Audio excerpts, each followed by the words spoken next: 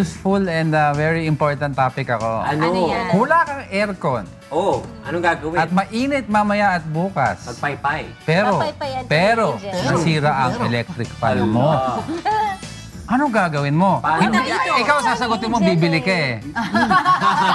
Kung wala kang panahon at pera para bumili, pupunta ka sa mall. Pero sa mga hindi kaya pumunta sa mall, ito Pumunta ka ang sa bahay ng iba.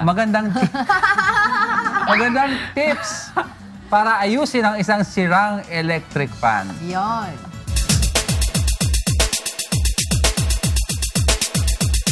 Good morning po. Ako po si Sir Roy Barley ng Electron College of Technical Education. Kung sakaling magkakaproblema ang inyong appliances like electric fan, so kahit nasa bahay kayo or mag-isa lang kayo, pwede nyo po itong i-repair. Yung mga simple na trouble na madali nyo ma-repair. So sa electric fan, for example, pag hindi na siya tumatakbo, hindi po ibig sabihin na sira yung motor or yung nag-short na siya sa loob. So dito po sa motor, meron pong tinatawag na shafting.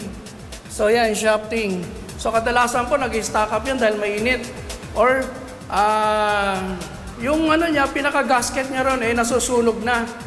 So yan hindi na po natin dadalhin na po natin sa mga certified na technician. So ang atin lang po ay etong capacitor, pwede po ito nating papalitan. So, dito po sa electric fan, ang kadalasan ng nasisira dahil sa init ng panahon or sa yung lagi ba nating ginagamit. So, ang ating capacitor, ito po yung capacitor, kadalasan po ito ang nasisira. So, hindi po laging nasisira yun or nasusunog ang motor. Ito yung capacitor niya. So, ang capacitor po ay, ang tawag po dito, electrical device. So, device po siya na nag-store siya ng electrical charge.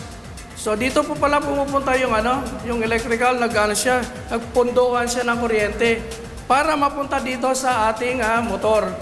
So, para hindi kaagad-agad masisira yung ating motor, dadaan muna dito yung ang kuryente.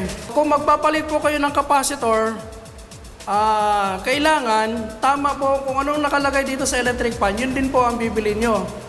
At ang gagawin nyo lang, puputulin dito at ilalabas nyo lang yung pinakakuha niya, yung copper doon sa wire niya. At may plies lang kayo at meron kayong electrical tape. For safety lang,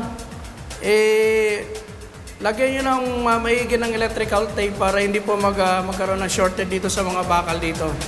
At ang advice ko lang po, para tumagal po ang ating, electric fan, pagka hindi po ginagamit, tatanggalin po natin sa ating outlet. Yan, para kasi may dumadalo din po yung kuryente papunta dito So kailangan po advice yung for safety lang. Lahat po ng appliances, hindi lang po ang electric fan ay pagkatapos gamitin, tatanggalin po natin sa outlet. Complicated naman yan. Ang galing ni Mr. Fix-It. Ganun pala yun. Ganun pala yun. Kaya sa susunod na masira ang electric fan nyo, Alam nyo na yung Dali Pumunta tayo natin sa kay kanya. Mr. Fix-It. Medyo complicated naman yun. Parang Ang mahirapan kalimitan pa rin ng ako. sira ng electric fan, yung mayroong stiff neck, di ba? Oo, yeah. hindi ko magalaw. Yung ganun lang. Bigyan mo ba sa relaxan para matanggal?